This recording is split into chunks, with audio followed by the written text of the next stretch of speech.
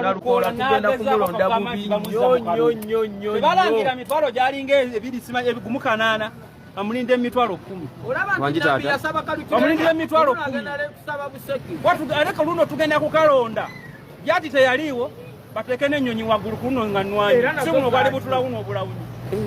Tugenda kukalonda ate tugenda kulemerako ne muna tukuwe amakomera matono.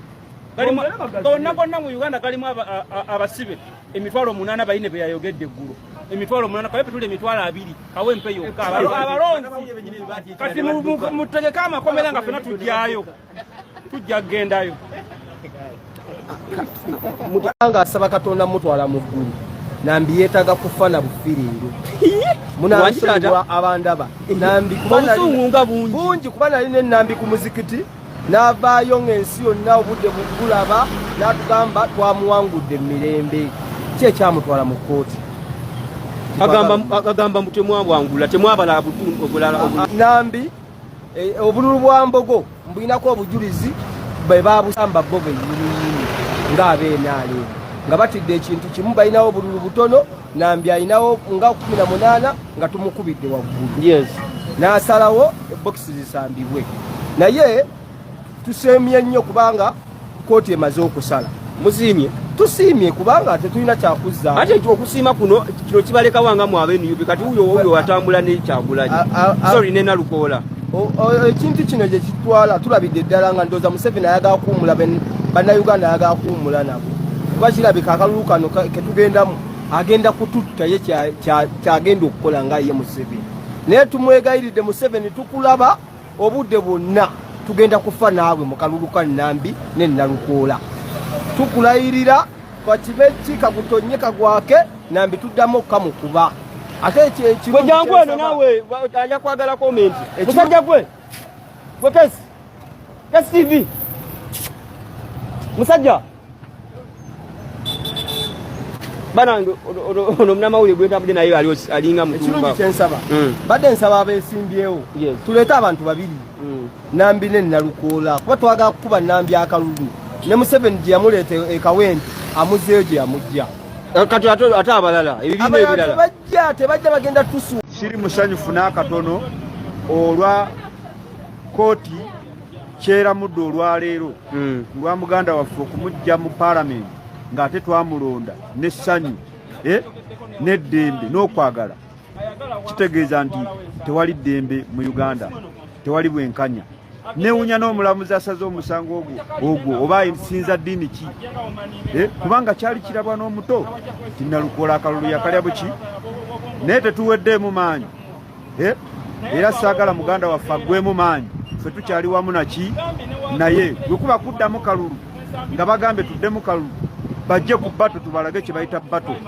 olwaleero kale message gyowa banakawempe strong message jempe banakawempe bannange tebaggwamu maanyi tusigale ku mulamwa bwe kubanga kulonda tusigale ku mulamwa gwe nnyini era gwe twakeererako ku lunaku luli ne ku luno olunaku lwe banaaba batuwadde tubeere ku mulamwa gwe gumu tetujja kudda mabega kale bw'obanga otunuulidde enjawulo eyali mu kalulu kaneeno omukulonda enjawulo ki eyaliwo ku bululu obulala obudde bukubibwa enjawulo yaliwo akalulu kano baakateekamu nnyo amaanyi olw'ensonga buli kibiina buli pate baali batunuulidde akakalulu kokakokka naye NRM olw'okubanga bo tebaalina maanyi bagezaako nnyo okulaba nga bayiwa akalulu kano baakola buli ekisoboka kyonna olw'okubanga abantu twaliwo bagenda okulaba nga balemeseddwa akalulu kano okugattamu obululu kubanga baalina obululu obwayi baali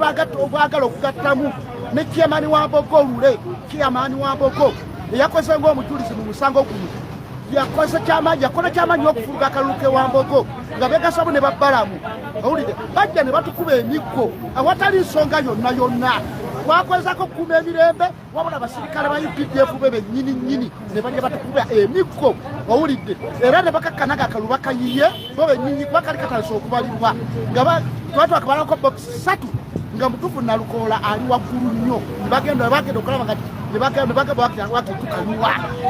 ne bakayuwa batukuba emiggo ne tudduka ffenna ne bakwata obululu nga bataliko obuyuza bo bennyini nga balaba owulidde zowazo nali mu kisaawe nekwata omulungambuza mu bokisi nebamala okujja basamba owulidde kati neewuunya okulaba ng'ate bino byendabye nze ngamba okulonda bakuleke bafuge nga ebaagala balikoowa okusinga okwonoona sente y'omuwi w'omusolo eyiiko biyisi buli seera. There was violence like never before. Museveni came, brought that, they beat people, they killed some of our friends, but people stood firm even if they were members in a polling station and voted him out. He got shocked. The man shamelessly came out and said, oh, they cheated us. It is NUP that brought that. It is NUP that brought military police. Even when he owns the media, even when he owns the courts, he shamelessly went to court and ordered that judge called Nwamanya to overturn the election. He thinks he's winning, but he's exposing himself even further. So, ladies and gentlemen, let us push Museveni and turn him into opposition. Because in the case of Nalukola, he's the one complaining. We must turn the tables and make sure our oppressor is now the one running. That's why I'm calling upon you, ladies and gentlemen, to embrace the protest vote and use it in every possible way. Not only when it's time to vote, but before, during, and after.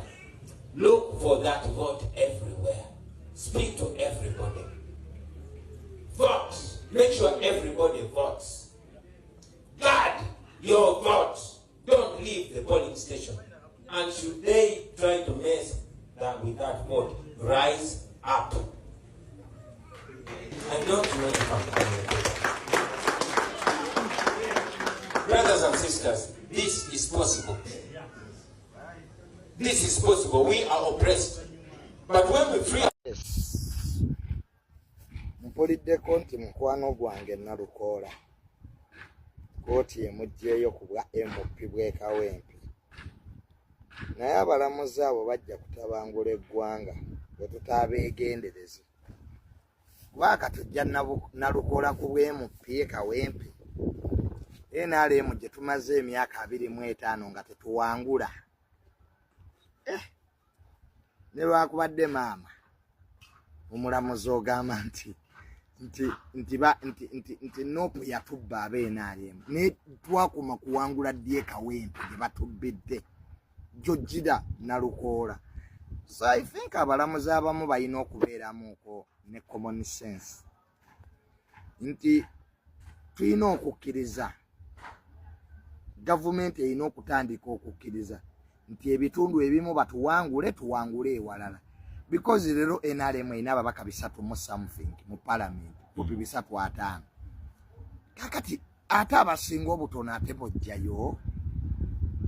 Kubanga kakati Nalukola ne bwatwala Kawempe tubadde tugenda kufiirwa ki ab'NRM. So judgment eyo sigitegedde naye nja gisomako ndabe beesigamye ku ki okujjayo ki. Waliwo emisango egiri mu public interest. Kitegeera naawe ng'omulamuzi by'olina okutunulamu n'otegeera nti kino ekitundu ky'opposition era ne bojjayo Nalukola era Boboy ne bwaleeta obulala era ajja kutukuba. Kati I find it weird. Toyinza naawe kugamba nti candidate owaffe wamma yafuna obululu 7 nga ne mu kalulu k'essomero lya sekendula abantu bafuna obululu obusinga awo. Naye Nambi agamba waliwo bataabala. Waliwo batakola ki? Bwe bataabala. Ye Nambi naye naye akubiddwa nnyo. Yeesimba mu Kawumani MP Kampala era ne bamusabula. Omulamuzi ono nga tannajjayo Nalukola yaye yanditunulidde likodi ya candidate Nambi yakakubwa obululu 4. Kuva mu sekendula oyo omukyala nga bamukuba bukubi. Kati gw'ojjirayo omuntu ne likodi ya Nambi nayo sticks like a pit rat to rain. Just because the judge didn't really have time. Yes. So bagenda kaddamu. Tewali buzibu bajja bakaddemu naye nga Nalukola bamukoze obubi omusajja yatuwangula mwalaali. Nze ndiwe NRM naye nzikiriza. Nalukola yakola kikwekyo ekitundu si kyaffe. Kawempe tebangako ya gavumenti. Myaka 25 badde balonda opposition basegiringa.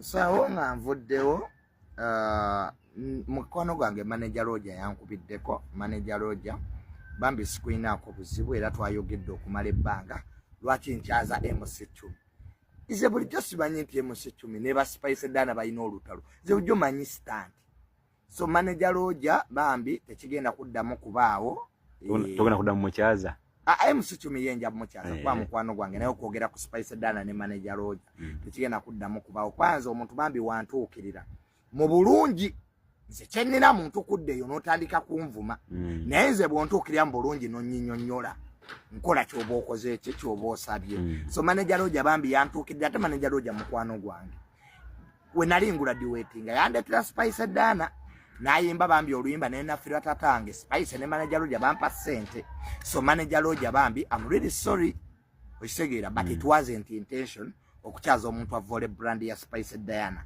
ate ze manager Roja na mukwano gwe so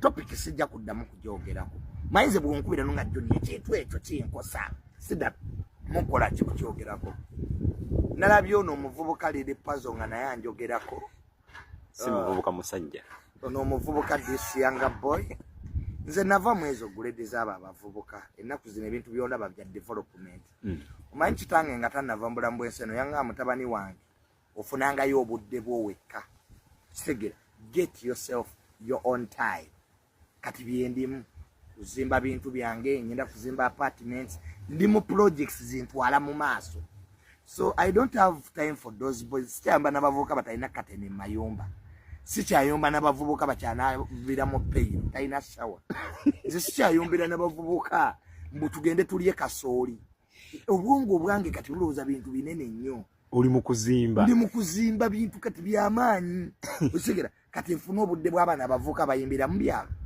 nze abayimbi mmanyi basatu mmanyi Kenzo era babaddeyo mu Diamond Platinum ngazze ne kati gwe omuyimbi oyimbira buyambo oyimbira kapeeka simanya mu bisagazi ayina awadi kyoyo oyo muzannyi omanyi ba upcoming artist sajja kuba enkodi sevo ba upcoming oyo bakita kibunoomu okola ekintu nga naye togenderedde liri puzzle kyaliko bakita kibunoomu the night one wonder you see ba upcoming artist batumazeeko emirembe ku internet kati tumanyi baba blogo baba yimbi tebayina nnyimba ono omuvubuka this young man who this idiot fake yani this one sibamanyi na bulungi ono yasiba enviri alinga mukazi nabera yekuba kasabuni this one ono eyita dance oro king atalina byayimba ziza bafana ebitegeeza bitya